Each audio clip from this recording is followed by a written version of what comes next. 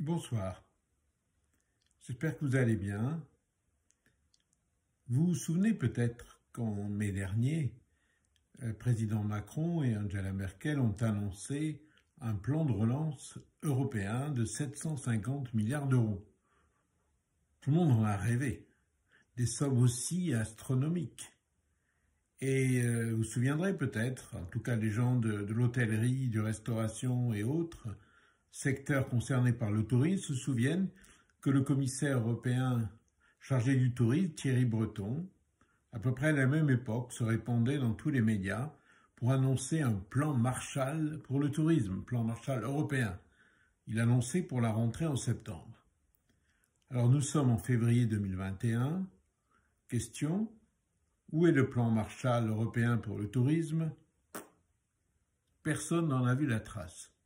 Et, plus inquiétant, où sont les 750 milliards d'euros annoncés du plan de relance européen, avec 65 milliards pour l'Italie, 59 pour l'Espagne, 37 pour la France, etc., etc.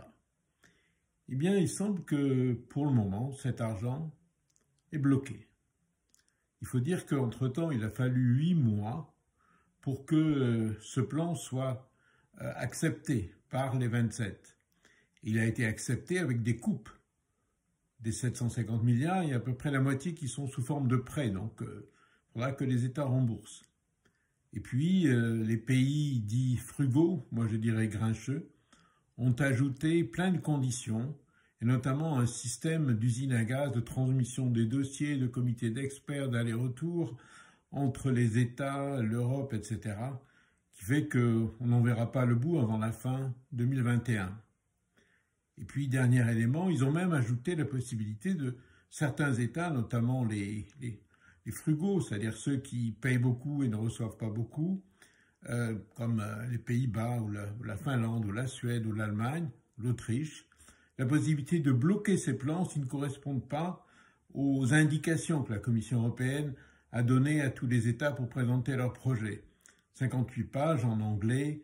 En gros, il faut que les projets soient écologiquement compatibles, bon ça c'est bien, mais plein d'autres conditions, et on voit bien en ce moment que dans les États c'est très compliqué, entre les régions, les acteurs économiques et sociaux, les gouvernements, notamment en France, où l'État veut privilégier les grandes entreprises nationales, comme toujours, en oubliant totalement les petites et moyennes entreprises, les artisans, les commerçants, les indépendants, les artistes, tous les gens qui vraiment souffrent du Covid. Alors, dernier élément, pour expliquer tous ces retards, c'est qu'en fait, le plan, finalement, il y a eu un accord fin décembre dernier, au Conseil, entre les 27 chefs d'État et de gouvernement, mais ça doit encore être ratifié dans les parlements nationaux. En Italie en ce moment, crise politique, donc pas de ratification. Donc je pense que fin 2021, c'est malheureusement optimiste. Puis entre-temps, on voit bien que ces 750 milliards d'euros n'ont qu'une partie sous forme de subvention. C'est très insuffisant quand on voit que la crise perdure et s'aggrave. Donc voilà, ma crainte, c'est que ces 750 milliards d'euros dont on parlait, ce plan de Marshall sur le tourisme européen dont on ne parle plus, tout cela soit un peu l'Arlésienne. On l'attend, et ça vient jamais.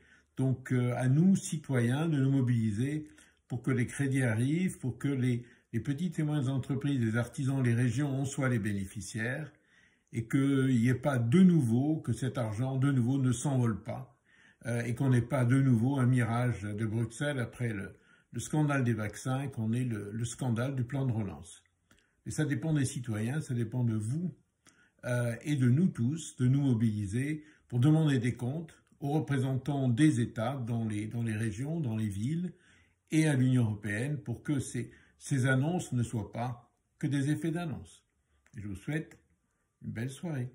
Merci.